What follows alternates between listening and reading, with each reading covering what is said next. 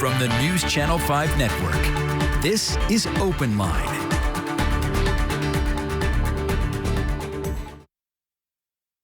Hi, everybody. Rory Johnston here, running into the News Channel 5 Plus studio on this Thursday night. We are glad you're with us. Hope you are enjoying the nice weather.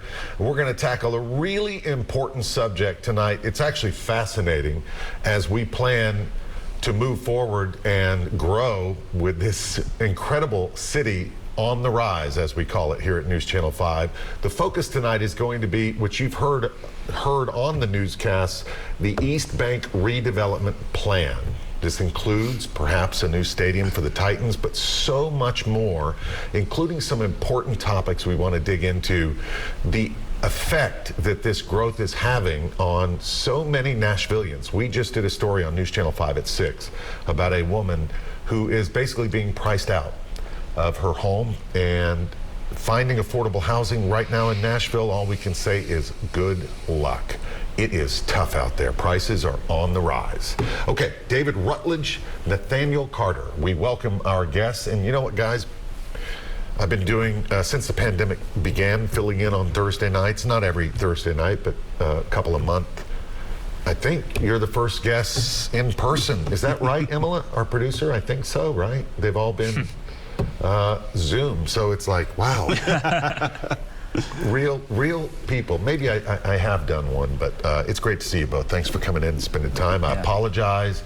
I was explaining to my co-anchors that it was so nice last night. I opened up my bedroom window to get a little fresh air, and I fell asleep and left it open. And I'm allergic to just about everything.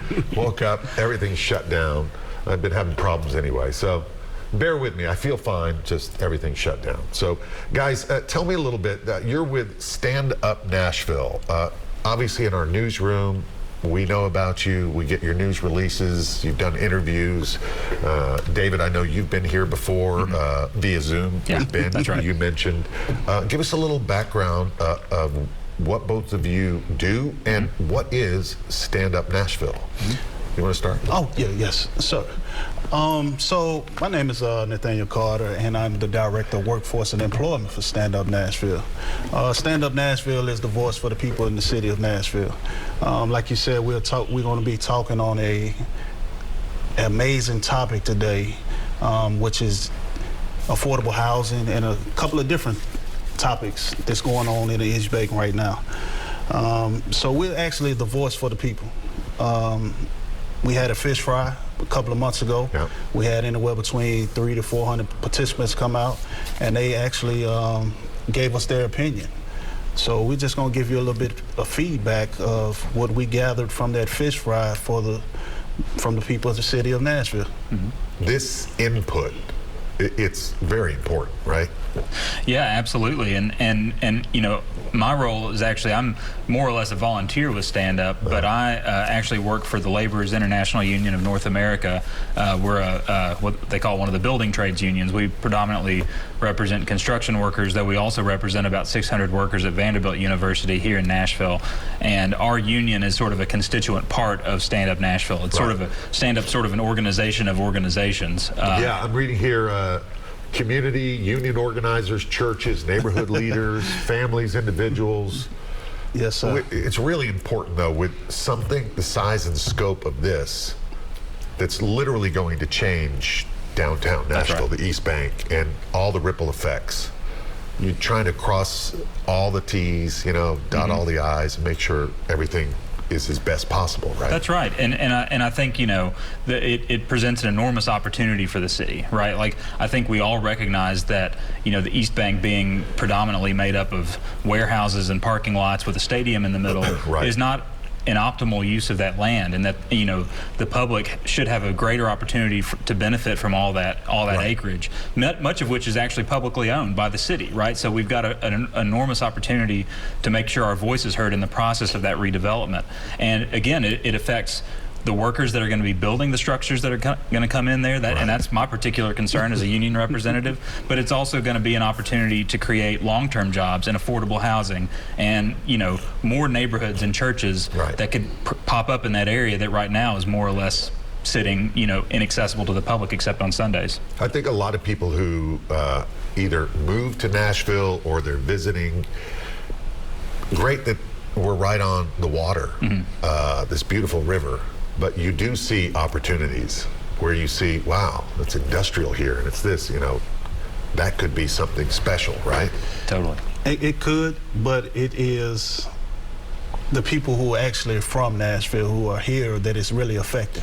Right. When you go out here in the community and you talk to the people that live on the East Bank area, or prime example, the River Chase apartments, it's a lot of families that's being displaced behind this situation. And that is what's not being talked about, period. Right. We've been talking about it. It's a big issue. The woman, featured tonight was crying about her situation. Yes, it's a tough situation. It trickles down to the kids. Me and David, we just heard a touching story about kids that live in the River Chase area that actually go to an elementary close to there. A lot of kids don't have running water. A lot of kids are going without food. For people who don't know, where is what you would describe as the River Chase area? So the River Chase Apartments, it's an apartment complex that's basically at the intersection of Meridian and Dickerson. So right near where the interstate comes in, it's sort of just north of what you would call sort of the East Bank footprint. And I actually happen to live right next door to those apartments.